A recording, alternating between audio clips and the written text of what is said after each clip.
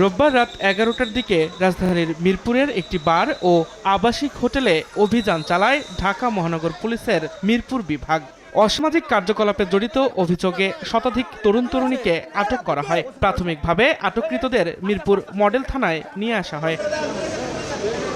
Police জানায়, দীর্ঘদিন ধরে মিরপুর 1-এর বাগদাদ মার্কেটের এসকে বার ও পাশের একটি আবাসিক হোটেলে অসামাজিক কার্যকলাপের অভিযোগ করে আসছিলেন স্থানীয়রা। সেই অভিযোগের ভিত্তিতেই অভিযান চালিয়ে তাদের আটক করা হয়।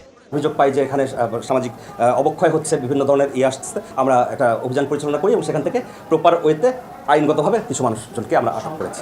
সংখ্যাটা এখনো আমি কনফার্ম করি, আনুমানিক শতাধিক হবে। এদিকে ওসির বরাত দিয়ে সংবাদ সংগ্রহে আসা গণমাধ্যম কর্মীদের মিরপুর মডেল থানায় প্রবেশে বাধা দেয় দায়িত্বরত কনস্টেবল।